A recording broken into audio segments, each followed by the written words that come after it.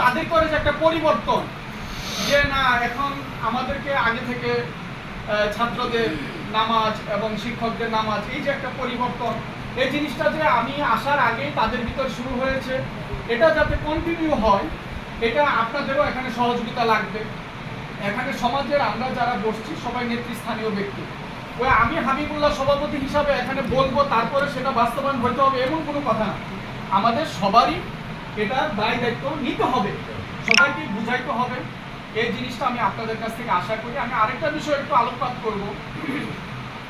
নেতৃত্ব জিনিসটা হলো ত্যাগের বিষয়, এটা ভোগের বিষয় না। ঠিক ঠিক।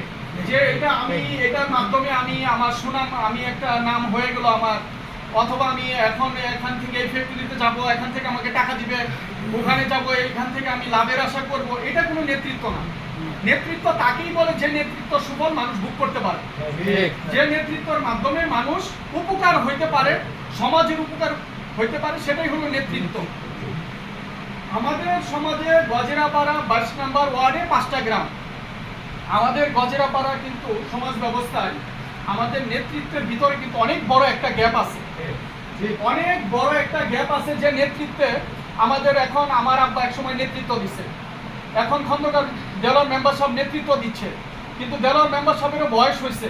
এই যে আমাদের পরবর্তী যে একটা জেনারেশন গ্যাপ, আমাদের কিন্তু সেইভাবে নেতৃত্ব তৈরি হয় না, নাম্বার 1। নাম্বার 2 হলো নেতৃত্ব জিনিসটা, আমি যদি একজনকে সম্মান করি, একজনকে উপরে উঠাই, সে কিন্তু আমাকে সম্মান করবে। আর আমার ভিতরে যদি এই ধরনের ভয়ভীতি কাজ করে যে আমি একজনের নেতা বানাইলে সে তো আমার 2 দিন পরে মানবে না, আর নেতা বানানো যাবে না, আমি নেতৃত্ব দেবো, এটা ভুল ধারণা।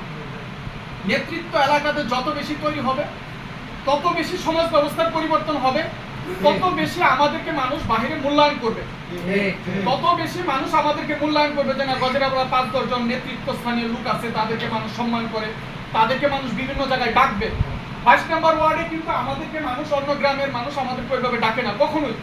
আমরা কিন্তু কোনো বিচার সালিশ বা যে কোনো ধরনের হইলে আমরা আগে বাহির থেকে লোক আমরা নিয়ে আসি। এই জন্য আমাদের গজেরাপাড়ায় আরো বেশি নেতৃত্ব তৈরি করতে হবে, যাতে করে একের পক্ষে এটা কখনোই সম্ভব না।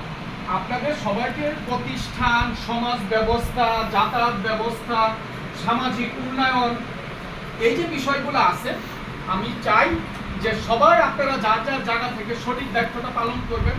এবং আপনারা সরকারিভাবে একটা নিয়ম দেখলাম যে একটা মাদ্রাসার সভাপতি সহ মোট 14 জন একটা কমিটিতে আসতে পারে, কিন্তু এই সমাজে লোক হলে আমরা 6 থেকে 7,000। এই 14 জনই সমাজ বা মাদ্রাসা পরিবর্তন করে ফেলবে, এটা ধারণা করাটা এটা ভুল।